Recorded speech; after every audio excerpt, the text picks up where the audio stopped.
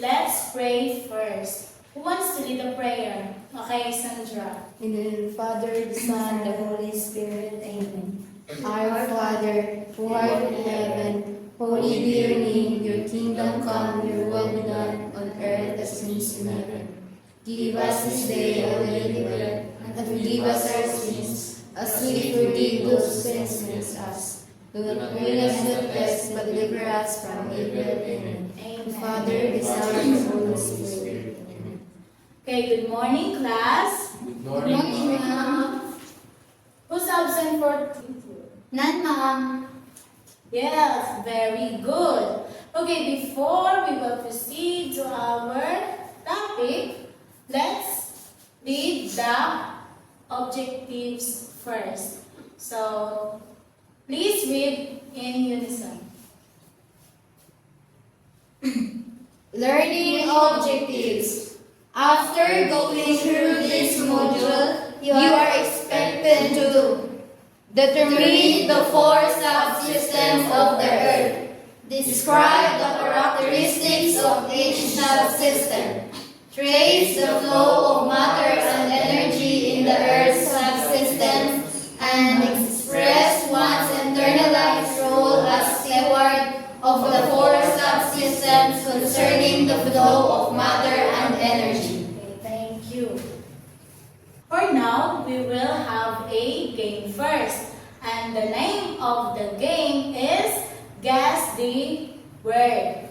So I will flash some jumbled letters here on screen, and whoever raises their hand first will have the chance to answer. And those who will have or can answer correctly will have a prize. And that prize is a surprise. Yes.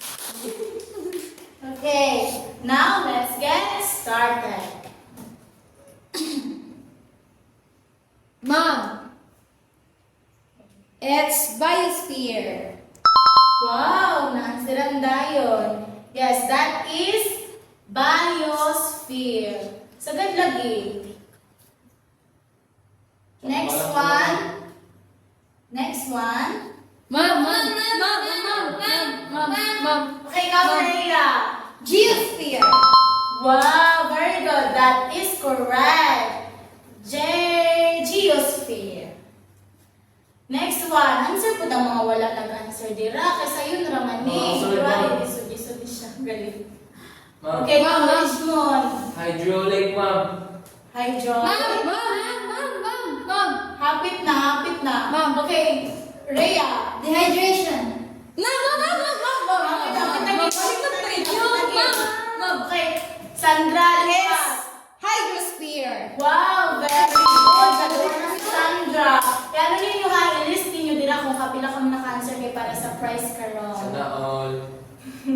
Then, the last one. Ano to siya, hydrosphere? Last one. Ma'am. Okay, Richmond. Ano ma'am? Ng thermometer, ma'am? Thermometer. Thermometer. Ano? Si Cloudosphere. Clouds. May clouds. Cloudosphere. That's wrong. Ikaw, Sandra. Thermosphere. Thermosphere. Ma'am. Ang pare, ang hapit-hapit na gid siya. Uy, wala na, Okay, ikaw. Atmosphere, ma'am. Wow, that is the Ay, correct answer. Atmosphere. Okay, next. What do you think was our lesson for today? Mom, Hey, Sandra, about Earth. about the earth. Ikaw, Rhea, ano sa mga About the Earth, what, Mom? about the earth world, say Ma'am. no, si May. Yes. Sandra. About sphere, Mom. Sphere. Since the word and the Na, mga sphere. sphere. Ma'am, Yes. ma'am. Kaya ikaw, no, Rhea. Kaya ikaw. The four spheres of the Earth.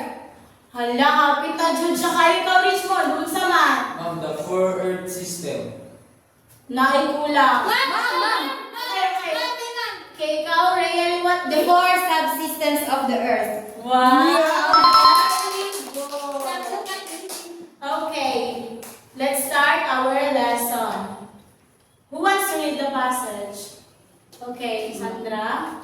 The Earth consists of 4 subsystems across whose boundaries matter and energy flows. The atmosphere, air, biosphere, which is living things, hydrosphere, which is water, and geosphere is land.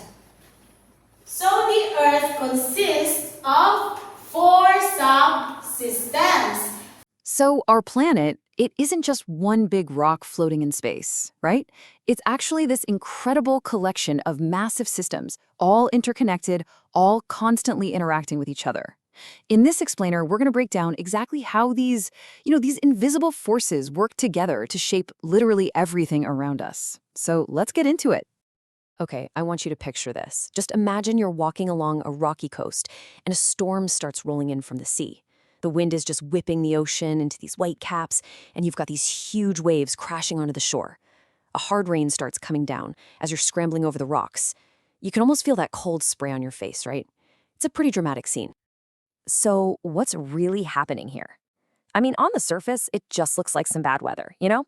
But what if I told you that in that single moment, you're actually watching something way bigger? A powerful, ancient dance between the fundamental forces that shape our entire planet. Yeah, that storm, it's not just one thing. It's the exact point where air, water, and land all collide. Think about it. Every single crashing wave, every gust of wind, every single drop of rain, that's an interaction. It's like you're watching a live performance of Earth's core systems at work.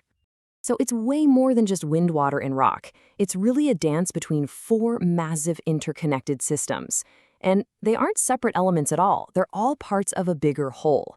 So let's break down that storm scene and meet the 4 invisible players that are really running the show. All right, time to formally meet the cast of characters in this global drama. These are Earth's 4 major subsystems. You can think of them as the fundamental building blocks of our world. First up, we've got the atmosphere. This is basically the huge layer of gas that surrounds the Earth. It's the air we breathe, of course, and going back to our storm scene, it's where the wind and the clouds come from. It's kind of like our planet's protective blanket and filter all in one. It traps heat to keep us warm, and it shields us from the sun's nasty radiation. Honestly, it's the main reason life can even exist here. And what's really fascinating is what our air is actually made of. You know, we talk about oxygen all the time, and yeah, that 21% is absolutely essential for us. But look at this. The vast majority, 78%, is actually nitrogen.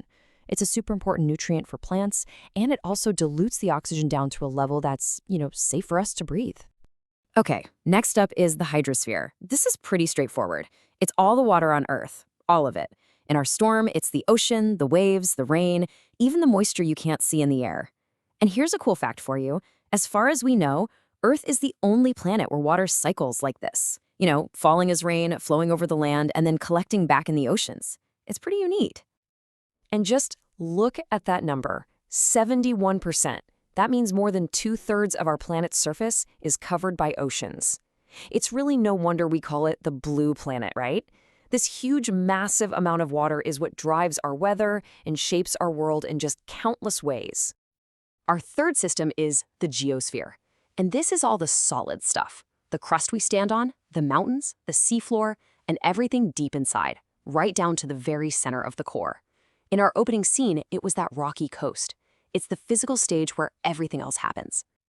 And finally, number 4, the biosphere. This one's easy. This is us. It's you, it's me, it's every single plant, animal, and even the tiniest microbe. It's the zone where all forms of life exist, and it's woven through all the other systems. There's life on land, deep in the sea, and even floating around in the air. Okay, so we've met our 4 main systems, but here's where it gets really, really interesting. The real magic isn't what they are by themselves, it's how they all work together. Let's dive into that great global connection. And this is maybe the most important thing to remember. Matter and energy are always flowing between these 4 systems. Nothing on Earth exists in a bubble.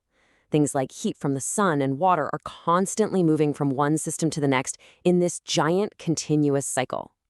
So check out this chain of connection. It's a perfect example.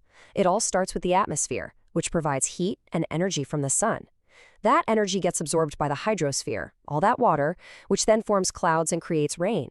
Then, that rain and wind from the atmosphere shape and erode the geosphere, the solid land. And finally, the biosphere. That's us and all other life. We rely on all of it. We need the gases, the water, and the nutrients from all the other systems just to thrive. It's a perfect loop. Okay, so we understand the systems and how they connect. That brings us to our place in all of this. We've got to ask the big question, what's our role? Where do we fit in? So, where do we fit into all this? It's so easy to feel small and separate from these giant forces, right? But the truth is, we are not just watching this planetary dance from the sidelines. We are active participants, right in the middle of it all. We are a part of the biosphere. That's our home team. And because everything, and I mean everything, is connected, the things we do create these massive ripple effects that touch every single one of the other systems. That means our actions have a real impact. This all means we have a really important role to play as stewards of the planet. And you can connect our choices directly back to these systems. When we conserve water, we're helping the hydrosphere. When we try to protect air quality, that's the atmosphere. When we reduce waste that would end up in a landfill, we're thinking about the geosphere. And of course, preserving habitats is all about supporting the biosphere. It all connects. So, I'll leave you with this final thought to chew on. If all these systems are so deeply connected, if the air, the water, the land, and all of life are woven together, then how powerful is a single choice you make? Just one choice. Something to think about. The atmosphere, biosphere, hydrosphere, geosphere. Are you familiar with that now? Familiar, ma'am, but the name is not. So, Yes. pasabot ana. Familiar na mo sa words, pero wala mo kabalo sa meaning? No, we are already familiar with the things that is mentioned, like such as biosphere, which is the living things. But then the name, which is biosphere, we just encountered it, ma'am. Yeah. Grabe ba, Englishers man? Mura rin siya sa Encantadia na ay hangin, lupa, na ay Gusto mo? ano ka lang, listen guys, please. Ano na ay hangin, brilyante ng hangin, lupa, apoy, kag, tubig.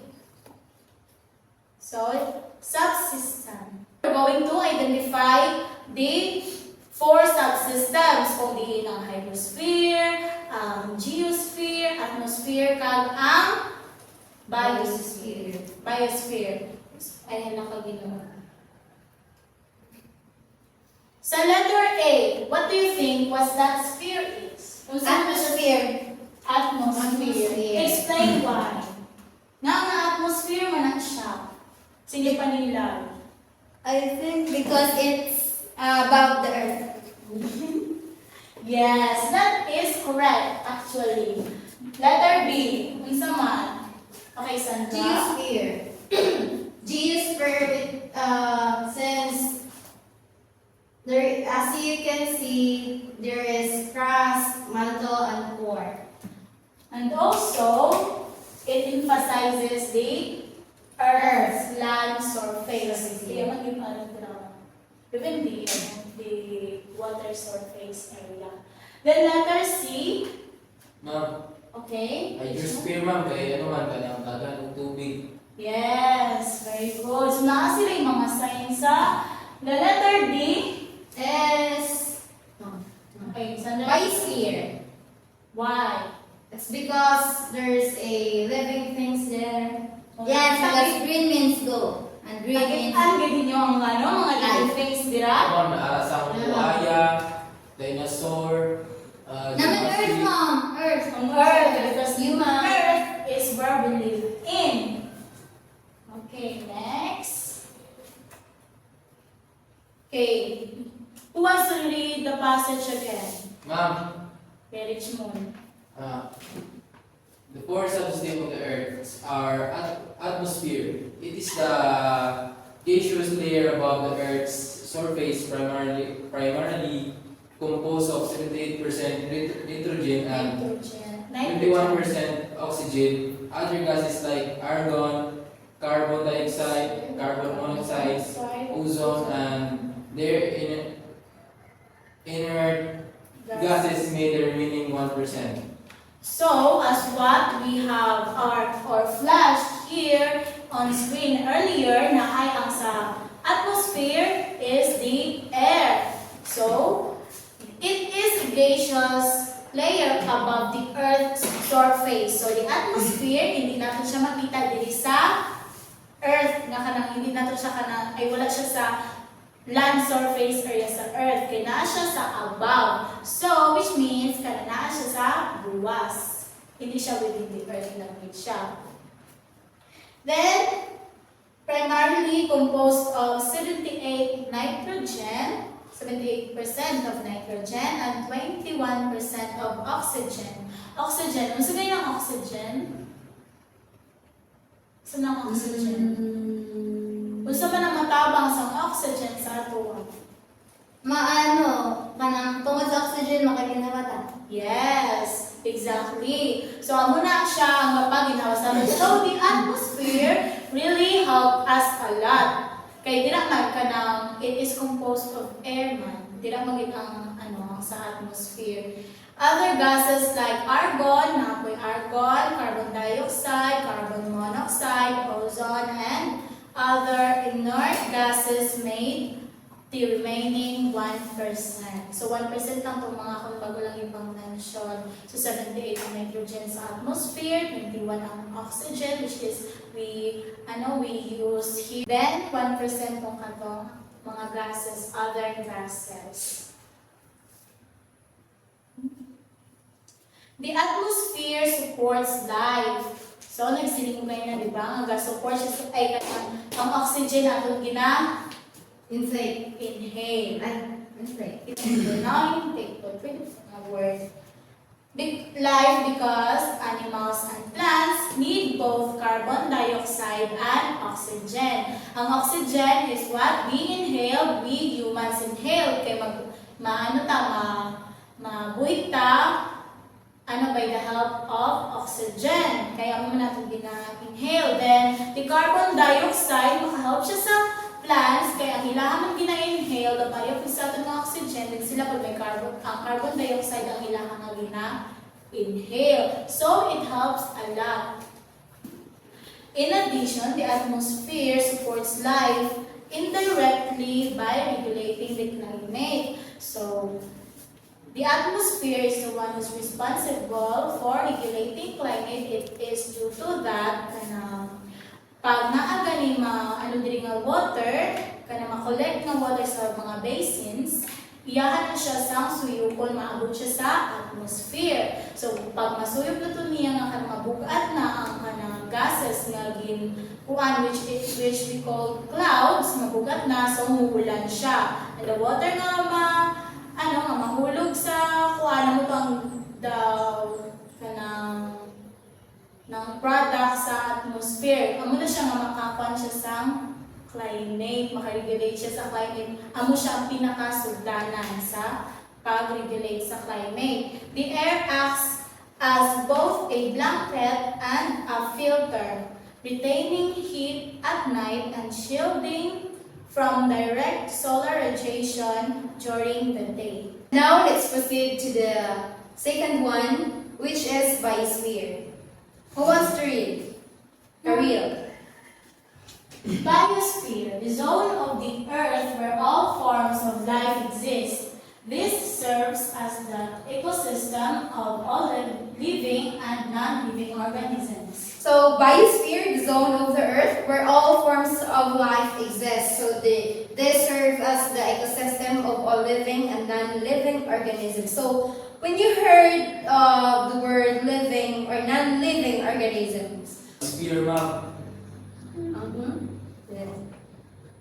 Another hand, Ariel. From the word living and non-living organisms, so kanang Bisaya naman kay kanang nabuhi ay mga buhi ka mga hindi buhi nga organism. That's good. That's a good point. So, examples of living and non-living organisms. We, as human, We are living Farm. things. We are Animals. Animals Living like kangaroo. yes, kangaroo, carabao, cow. Yeah, baka. Goat, frogs, and even insects. Yes. Yeah. So biosphere, the zone of Earth where all forms of life exist. In the sea. For example, in the sea. Ma'am, to give an example, area. Marine life. Yeah. That's good. Like Coral reefs. fish. Fish, octopus, Turtle. turtles, Whales. whales, Dolphins. dolphins, Shrimp. Ma'am. Shrimp. yeah, shrimp. Lion. Lion. Lion. Carabao. Grasshopper. Yes. Richmond, how about Ano ma'am? So Richmond, ma'am. and in water? It is sometimes called as the large ecosystem. Why nganong tinatawag nato siya og also called as large ecosystem? Kay What do you white. White man siya, ma'am. Yes, of course, no? This is the zone that life inhabits. Biosphere is a very thin layer of the Earth's surface. So again, what is biosphere? Where we live in. And Mabuhay ta.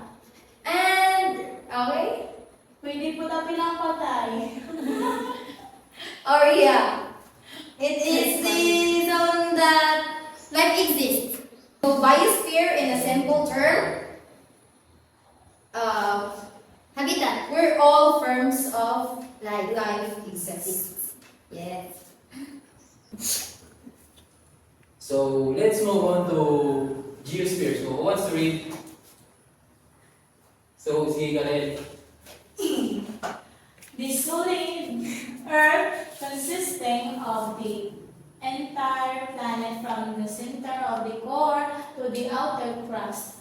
It includes the core, mantle, and crust of the Earth. Thank you.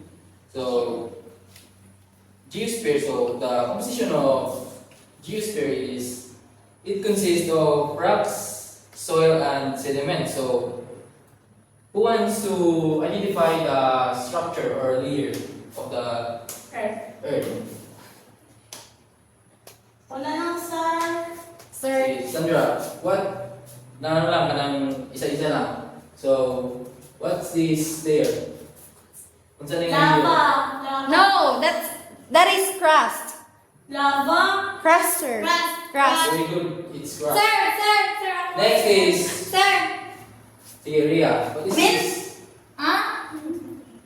Core. Jungler. Core.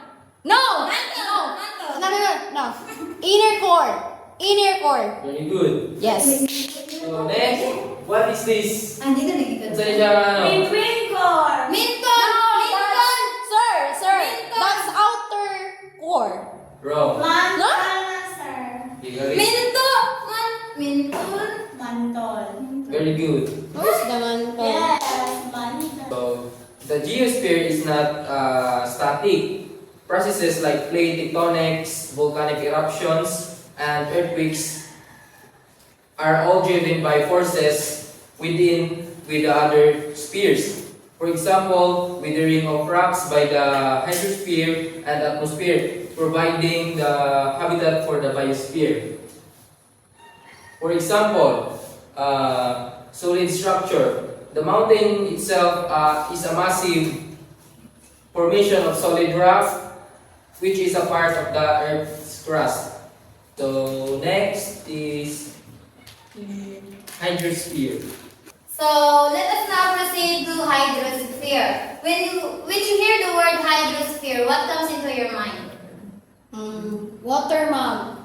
Yes, correct. So basically, hydrosphere is the sphere of water or the water cycle here on Earth. So the water part of the Earth which circulates among oceans, continents, glaciers, and atmosphere. Oceans cover 71% of the Earth and contain 97.5% of its water. So in simple terms, hydrosphere is all the water systems systems that can be found here in the earth.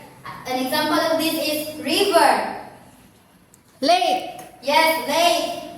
Oceans. Oceans. And oceans cover 71% of the earth and contain 97.5% of its water. So ang earth contain siya 97.5% of water. And 71% of that is the ocean. Yes. So, let us now proceed to earth. Sandra, kindly, what is earth? Earth is the only planet in the solar system with rain that falls from clouds, runs over the land, and collects in extensive oceans. It is also the only body we know that supports life. Yes, so in basic terms, we live here on Earth. Yes, because Earth is the only planet that has Life. Yes. Oxygen. What about other planets? They can support They it can because support life. other planets is only made of gases. Yes. Correct. So it is also the only body we know that supports life. And okay, can we sing the planet's song? Yes, ma'am. Okay, 1, 2, 3, go. Mercury, Venus and Mars, Jupiter and Saturn, Uranus, Neptune, Pluto are 9 planets. So how many planets do we have? 9. 9. 8. 9. Okay, Karil, why do you say that there are only 8 planets? Because the last planet that is mentioned on the song was not considered as a planet because it is a what, Ma'am? Yes, it is not considered as planet because compared to any other 8 planets, ang Pluto kay gamay siya. So it is not the same size as the other, and also wala siya ga-orbit parehas sa Earth, sa Mars, di ba ga-orbit ang iban. So ang Pluto is the only planet that doesn't orbit, so it is not considered as planet. Understand? Yes, ma'am.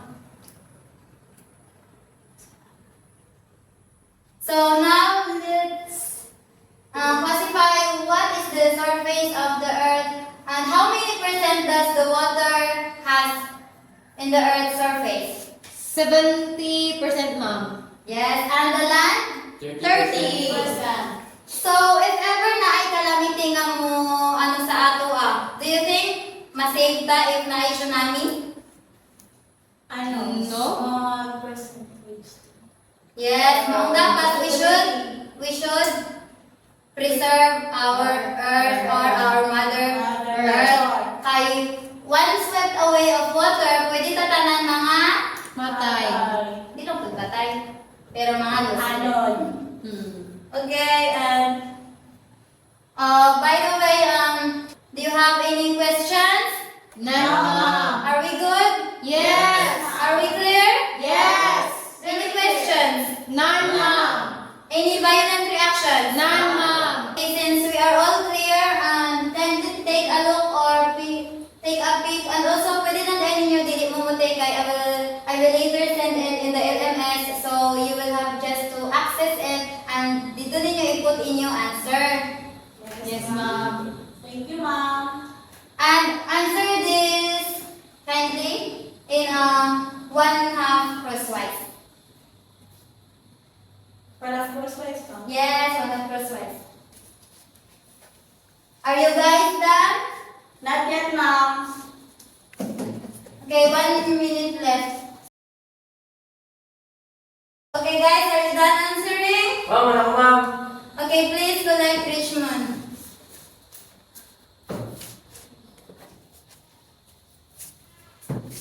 Yes, sure. Thanks. And that concludes our topic for today. So, tomorrow guys, we will not be having a class since it is Saturday. Yay! Walang klase! And cleaners, clean your areas and you may now go to your respective